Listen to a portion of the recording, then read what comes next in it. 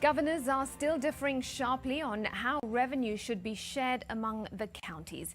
On one hand, Vihiga Governor Wilberforce Otichilo says the proposed formula will see his county lose out and now wants it reviewed. His Kiambu counterpart, James Nyoro, says the delays in resolving the impasse is affecting delivery of services at the grassroots level. Sisi ndio county peke yake kwa high potential areas ambao tukitumia hii formula tutapoteza, na ndio tunasema kwamba lazima waangalie upya.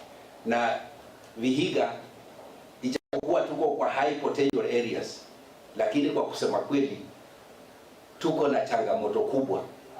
Eneo kubwa la Vihiga 30 to 40% ni la milima. Ina maana kwamba sisi tuko marginalized, tuko kama area ya marginalized, lakini in high potential areas. We are praying that God's will should prevail. Tupate hiyo formula tena. Kama sasa tumekaa, we have not even gotten our allocation for June. Sasa tuko August 5. We have not gotten our allocation for June. Tusijui Julai tutapata namna gani kwa sababu hakuna formula. Watu ndio hawa wamejaa kwa maward. Hao watu wanataka PPEs. Zitatoka wapi? Why are we a country that is not sensitive to the things that are going on? These are things that we want to face as a country. Na si mambo ya region moja na ingine. Well, as the stalemate over the contentious revenue-sharing formula persists, leaders from the coastal and western regions have condemned the politicization of the matter, urging leaders to soften their stances. The leaders say their positions on the controversial issue have nothing to do with loyalty to their parties, but rather the need to ensure their counties get more resources. Isiyo ni kwamba ni masuala kwamba ya chama, hapana. Mimi kama seneta wa Kwale nasimama kupigania kaunti yangu ya Kwale kwamba pesa zisipungue.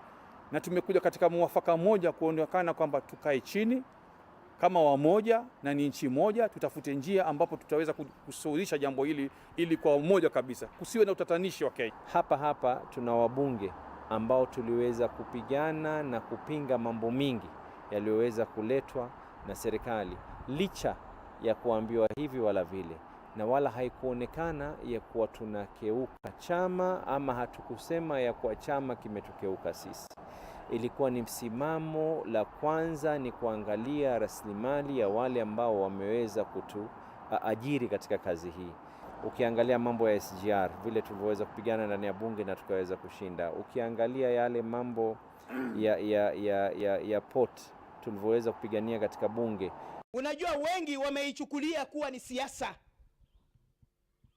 Na kwangu mimi kama kiongozi kutoka eneo hili, sio kaunti ilinipigia kura, ni wananchi walinipigia kura. Tunaposema resources, tunataka pesa nyingi sana kwa kaunti yetu hii. Lakini ikifika huko juu, ati mwingine amesema na pati yake na viongozi wake hata kuwa nasaidia sisi wa Kenya. Well, the third generation revenue sharing formula continues to be a major talking point in the country, with the political class seemingly finding it difficult to get and find that way forward. NTV senior political affairs reporter Kennedy Mureithi now talks to Senate Majority Whip Irungu Kangata on the status of negotiations thus far and his stand on remarks by ODM party leader Raila Odinga of a win-win outcome. Well, a very good afternoon to you, Smriti, there in studio. And it is quite interesting to hear what the governors are saying. And they're really looking at their own interests and also the members of parliament whom have actually spoken in the story that has just run. Everybody is just trying to say we want more resources to their counties. The lamentations are actually getting louder. And today we are seeking that answer from Senate Majority Whip, that is Irungu Kangata, on what the status is right now. Remember, on Tuesday, Senate had to adjourn its sittings to give more time for dialogue. And we want to hear probably from him, how far are we with regards to this dialogue? Has it even started? And where do we expect to go from here? Thank you. The Senate leadership yesterday met. It was headed by the Speaker of the Senate, Honorable Lusaka Kenneth, and they agreed that they are going to form a small committee comprised of those who are supporting Mutula Kilonzo's option and those who are supporting the committee's option. So once 5 senators from each group are appointed, we shall then form a joint committee, look at the several options, and then come up with the best option that is going to serve Kenya. We want one Kenya, one united Senate. We want this stalemate to end. But even as you talk about this committee that is going to be formed, there are already murmurs within the senators, and they're saying that the choice of members that are being put in this committee, and including the the chairperson being the deputy speaker, is actually something that they were not looking out for, and they would want people who are already neutral, and even the speaker chairing this committee. What would you say about that? Well, I agree. It's a good point. We need also to see whether we can even make the radicals, so-called radicals, being the co-chair. For me, the choice of Professor Kamara is based on the fact that she's very experienced as a senator and a member of parliament. Secondly, she's very well educated, and also the fact that she's a woman, she can bring some element of sobriety, and also a person who can bring people together. But be that as it may, if senators want to change the chair, to me, that's not a major issue. We can always see whether we can have other options aside from Professor Kamara. But for me, I have a lot of confidence in her leadership. A fortnight ago, you were quoted extensively in the media having said that if Raila Odinga and his troops did not support the handshake team, which comprised or supported the committee lineup or the committee report from the finance committee, then the handshake would no longer be there. Yesterday we had an exclusive interview with Raila Odinga, and he was very categorical that he wants a win-win situation. What are your comments on this, and has your position changed with regards to the handshake being threatened? No, the handshake has been very, very supportive of this process. We have seen senators from the handshake support base coming out very strongly in support of various motions. I can give examples like Senator Ochila Ayako, Senator Professor Ongeri. All of them have been very supportive of this process. So the handshake is not threatened? It is not threatened at all by this process. Well, this is a conversation that we are just starting, and we want to interview him more so that we can give you a comprehensive report. But he is now changing tack, saying that the handshake has been very supportive, and we would really want to capture more views on him so that we can contextualize it in a story later on. But right now, I take you back to Smithy in studio. Kennedy, thanks very much indeed. All right, let's move away now from politics and head to the Maasai Mara. Lions and spotted hyenas are among the animals most threatened by human-wildlife conflict and poaching. Well, to address the issue, the Ministry of Tourism and Wildlife today launched a strategy in the Mara that's aimed at seeing the recovery of these animals as well as the restoration of the ecosystem. The plan is also expected to build a resilient ecosystem to sustain the transboundary reserve that was voted as the 8th wonder of the world. Well, the event kicked off this morning with the collaring of a lioness to monitor its movements. But now, though, the Cabinet Secretary for Tourism and Wildlife, Najib Balala, is speaking. So let's listen in. To safeguard this beautiful ecosystem. But I want to agree with you. Data is a very sensitive issue and sometimes misleading issue. That's why last month I established the Wildlife Research and Training Institute, which I've gazetted the board, and on Monday I'm going to commission the board. And I have appointed Dr. Patrick Omondi as the new director for that institution.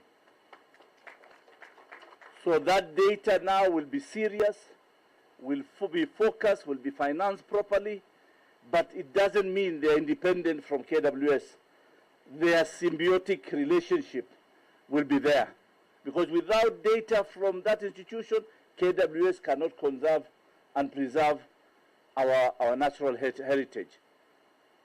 And no one is allowed to issue any data publicly without the approval of my ministry. So the Institute, KWS, will tell us what it is. I am the only one to announce those figures, nobody else. It is the national government to announce those figures. So we don't create confusion and we don't bring panic unnecessary. We need to agree that there is threats and danger to our heritage. But we need to also accept there is progress and achievement that the government and the partners within this sector, including our NGOs, successfully has been developing this sector. So yes, that announcement will only be done by the national government. And when a governor, we will be communicating to you because you are the chairman of the Council of Governors Committee on Wildlife and Tourism. You'll be the first one to be shared with so that all counties can know those figures. And now we are more efficient. We are going to go digital so that that information is not only for us but also global, and also it is authentic. It is not something that we cannot verify. That is very important for us. But definitely, we value communities. We value the partnership with even the NGOs. Because without this collaboration, we cannot be successful. This protection is not about government. It's about all of us as a society, all of us as a people, as a nation. We have all an obligation. These animals do not belong to the county government of Narok. These animals do not belong to the government of Kenya. These animals belong to all of us, and we have a moral obligation to protect them as well. That's why we recognize as government, and President Uhuru Kenyatta specifically recognize the role the community conservancies play in this. Tourism and Wildlife Cabinet Secretary Najib Balala speaking there in the Maasai Mara. We'll get more from our reporter in our subsequent bulletins. That's Ruth Samwe, who is on location. Elsewhere, a fresh flare-up of attacks has broken the calm that had just returned to the Nkararo-Enoratit border that had witnessed violence a week ago. Several people are nursing wounds in various hospitals in Kilgoris after fresh clashes erupted Wednesday evening. According to residents, 30 hectares of sugarcane plantation and 2 houses were set ablaze by unknown assailants. The Deputy County Commissioner Hassan Noor says police have arrested 12 people in connection with the renewed skirmishes. Noor added that the arrested are aged between 14 and 47 years, maintaining that the chaos witnessed on Wednesday was not related to the protracted inter-clan conflict. The 2 warring clans were called for a meeting with the security officers at the Enoratit border and resolved to convene inter-clan meetings tomorrow.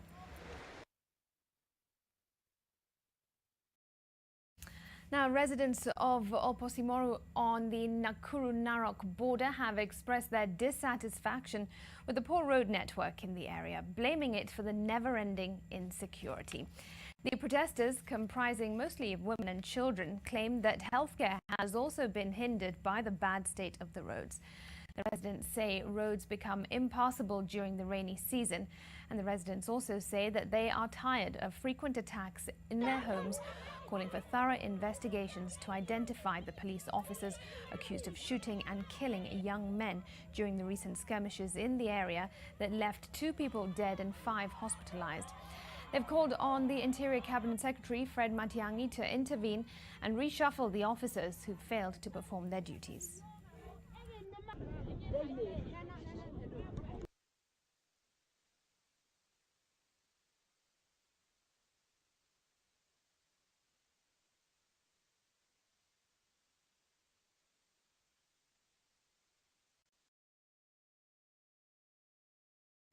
Now, a number of traders in Eldoret town in Uasin Gishu County are counting losses following massive destruction of their goods and property as the result of heavy rains. Our reporter Gabriel Kudaka with those details.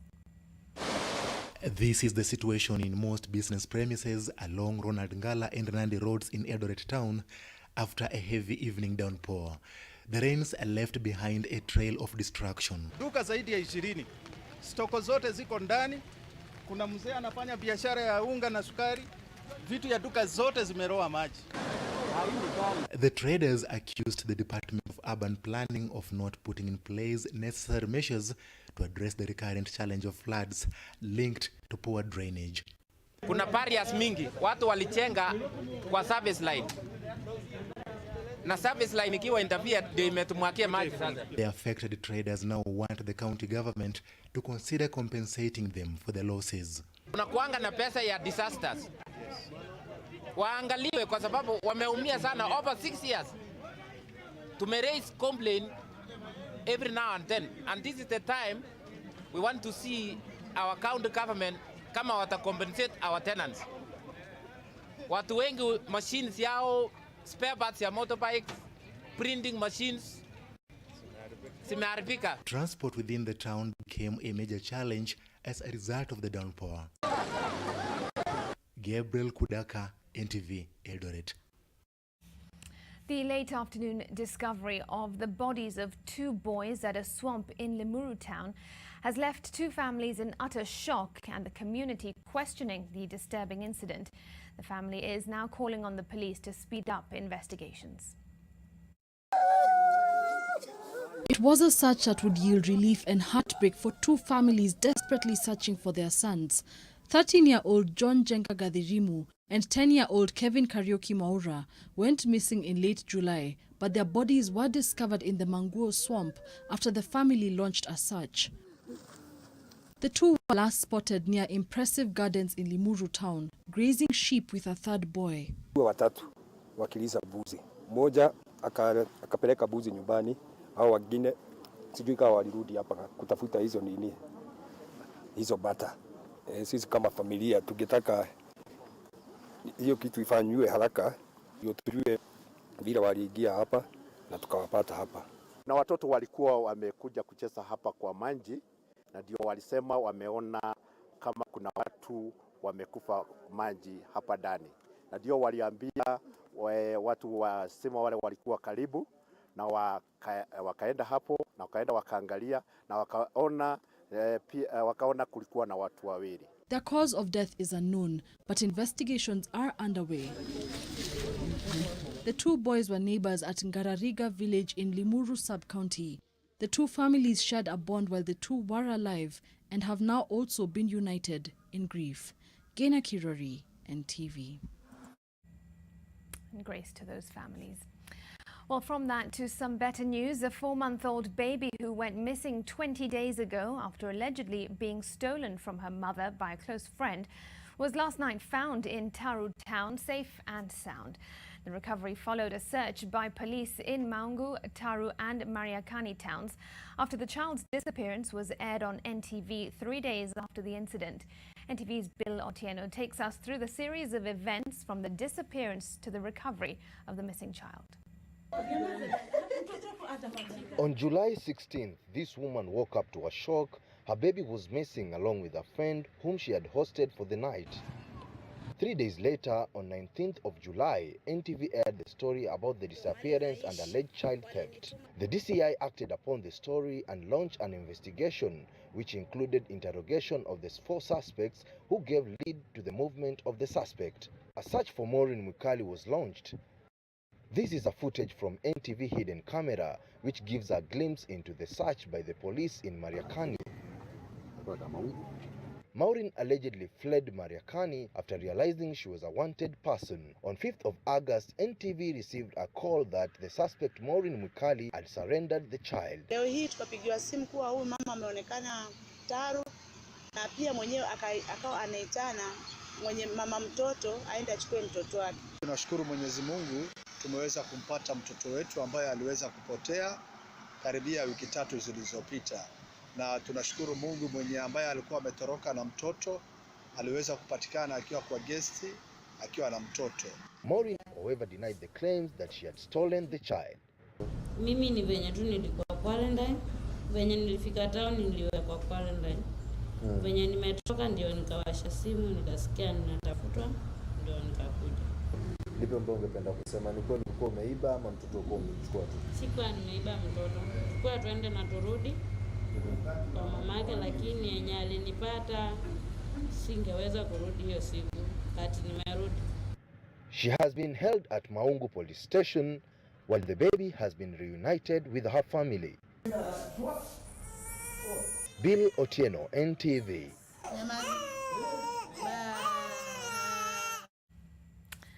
All right, good for that family that have now been reunited with that baby. All right, now more than 100 women in Pate Island, Lamu County are reaping the rewards from octopus fishing. The women, who have also set aside hectares of sea land to rear the octopuses, have embarked on a mission to conserve their habitat by growing mangrove trees, as well as protecting the corals. NTV's coast reporter Kevin Mutai has the details. It's a journey of approximately 1 hour on a speedboat from Lamu town to Pate Island. 200 hectares of sea land has been set aside for octopus fishing. Kati muda mwezi minne wakuwa hapo ndani ya shamba. Hawatoki kwenda kando, wakula hapo hapo, wazaana hapo hapo, wanaoana hapo hapo. Hata sasa hii najua pweza mwanamke ni upi na mwanamume ni upi. This area has been sealed off from other fishermen in the region and remains protected as it is the breeding ground for octopuses. The women have to wait for the low tide in order to access the breeding grounds. They use traditional spear fishing as the only method they say does not require advanced skills. The equipment used is also more affordable. Pweza ndio kwetu ndio faida kubwa kuliko uvuvi wa samaki, sababu wa samaki tutatumia neti, tutatumia jerifa, lakini pweza tutatumia fimbo au msumari tu ndio tutumia hivi. Hapa ndio kuna mashamba ya kwanza ya pweza ambayo yamekuwa mahali hapa. Kwa hivyo ina maana kwamba ongezeko la pweza in terms of catches imeongezeka kutoka 160 metric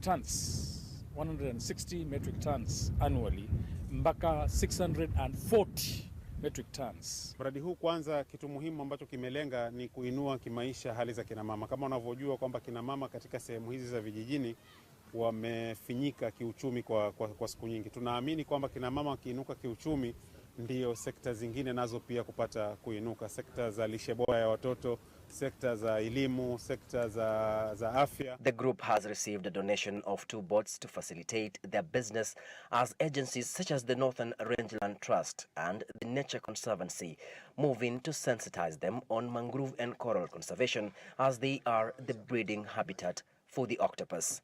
Hivi sahi wako na sehemu wamezitenga zinaitwa no-take zones.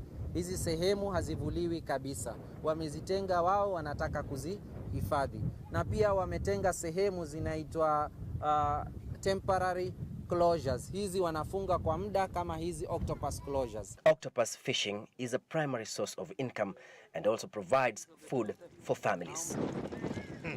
Kevin Mutai, NTV, Mombasa. Police are hunting for a Music Copyright Society of Kenya Imposter. According to traders, the accused man has been working with the police to extort bribes in Maragua and its environs. Our correspondent in Muranga, Martin Mara, caught the man on camera as he went around his business at a police station. He diligently goes about booking some young men at Maragua police station. Mugamhold kwanza asiende because he is now going away. Sawa.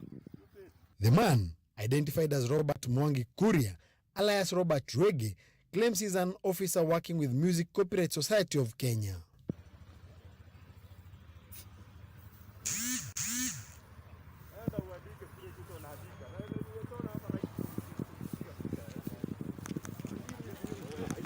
The man has allegedly arrested tens of traders. Kuna siku ameenda Ishishe, that is where my mother shop, akaingia ndani, akapata mfanyikazi, akachukua pesa, akachukua hizo computers, akiingia police station akaambiwa hata wewe juu machini zako tutakushika.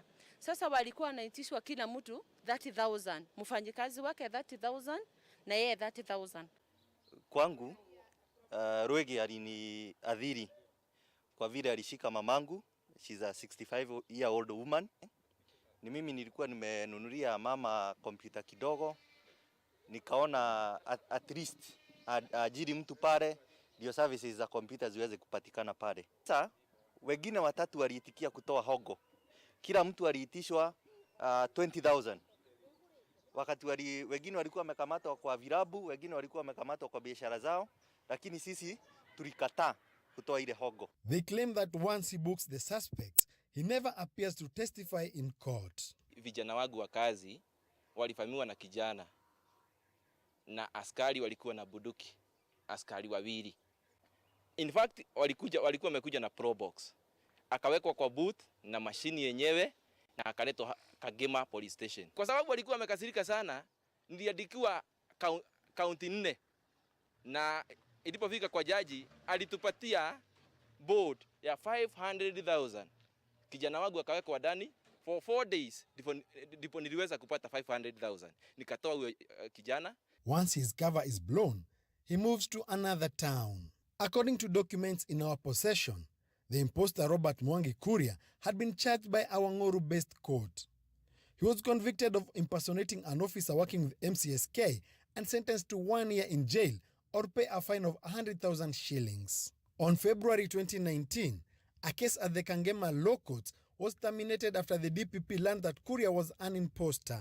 The victims have even formed a WhatsApp group to track him down. The guy is hovering around akisema akona watu kwa serikali na hawezi shikwa. Even amenitext kwa WhatsApp, amenidhiriten, nitamjua. When reached for comment, a top MCSK official in the region, Lazarus Muli, confirmed that the alleged officer was indeed a con. Those are not our people. Let's start from there. And our people don't arrest people and don't take people to court. It is a friendly way of doing things. Naweka invoice. Wewe unalipa na kuna majadiliano vile unaweza lipa. The Murang'a County Police Commander, Josephat Kinyua, said he was not aware of the issue. He added that he had stopped the police escort for the raids. Fault can only be defined as a security breach after the police officers failed to do a background check on the imposter, who hopped from one police station to the next. It now remains to see what action they will take. Martin Mora, NTV, Murang'a County. That investigation takes us to a break on NTV at 1. There's plenty more coming up. Don't go far.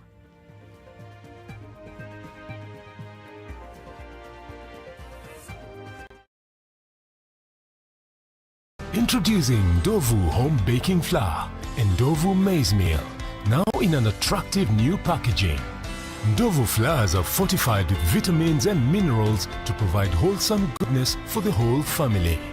Milled from a blend of the finest wheat, Ndovu all-purpose flour makes the most delicious chapatis, mandazis and all other pastries. Ndovu is readily available at your nearest shop. Ndovu Tosha.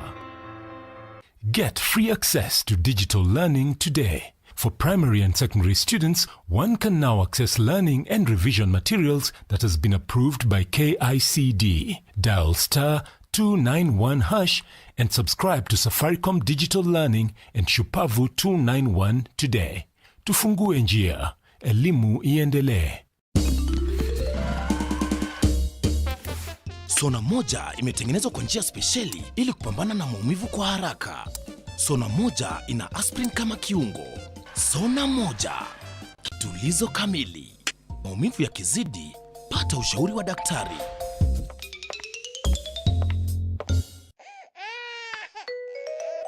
Rashes again? Kiss Kids diapers. Kiss Kids, no rashes. Kiss Kids, no rashes. Bye-bye rashes. Buy diapers. Choose Kiss Kids. Pishi by Nation Media Group brings you Celebrity Home Chef. This is a chance to nominate your favorite celebrity to get in the kitchen and showcase their cooking skills on TV. Simply head on to @Pishi254 on social media. Comment by tagging your favorite celebrity, and guess what? We might just make it happen. Tune in to NTV every Friday to catch the celebrity in action.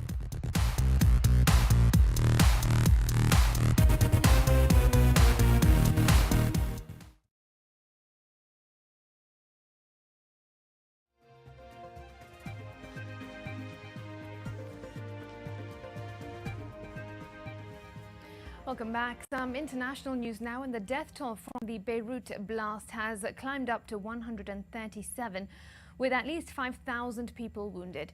Officials, however, say they expect the death toll to rise. Meanwhile, various countries have come forward to provide aid to Lebanon. More than 300,000 people lost their homes, and losses from the blast are estimated to be between 10 to 15 billion US dollars. Lebanon has declared a 2-week state of emergency in the capital. The explosion witnessed on Tuesday obliterated part of the port and caused damage over a wide radius in the heart of the city.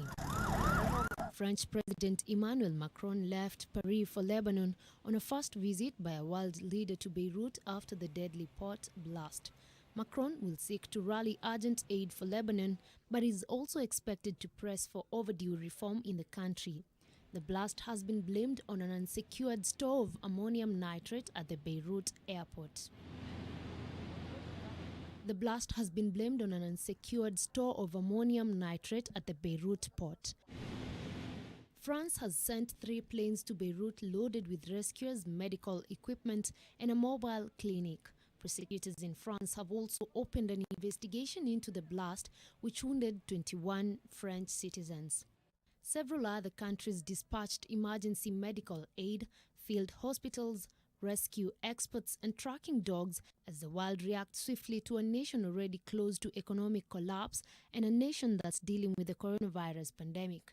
Neighboring Israel has also offered humanitarian aid. Investigators in Lebanon are now focusing on possible negligence in the storage of tons of a highly explosive fertilizer in a waterfront warehouse, while the government ordered the house arrest of several port officials. The incident has fueled new anger towards Lebanon's political class, and demonstrators in downtown Beirut attacked the convoy of the former Lebanese prime minister and brawled with his bodyguards in the most overt display of wider anger. Officials expect the death toll to rise further as emergency workers dig through the rubble to search for survivors. Right, sports now, and Manchester United and Inter Milan clinched places in the quarter-finals of the Europa League after winning their respective rescheduled ties due to the coronavirus pandemic. United had a 5-0 lead from their first leg played in March before winning 2-1 Wednesday night. The Red Devils will face Copenhagen, who enjoyed a 3-0 victory on the night over Istanbul's Başakşehir. Jesse Lingard and Anthony Marshall scored for the hosts as Philip Weisinger scored the consolation for the visitors. Antonio Conte's Inter Milan progressed after a 2-0 win over Getafe in a single-legged match played at the Veltins Arena. Tonight, Rangers head to Bayer Leverkusen and Wolves host Olympiacos, and Sevilla face Roma in Duisburg. Christian Eriksen entrou e marcou aos 83 minutos. O recém-entrado na equipa de António Conte.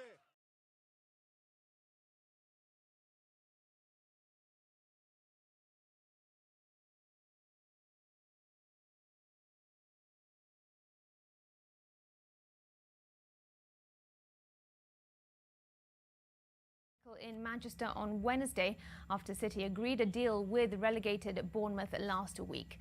Ake has described joining Pep Guardiola's side as, quote, a dream. Ake becomes City's second summer signing following the £21 million arrival of Valencia winger Ferran Torres on Tuesday.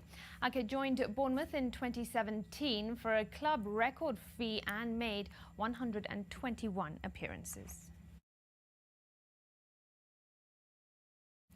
Tennis now, and Rafael Nadal says that he still intends to play at the French Open next month and remains hopeful it will go ahead despite withdrawing from the US Open due to coronavirus concerns. Nadal also insisted the US Open will not carry an asterisk without its defending men's champion, even if he admitted it will take place under special circumstances.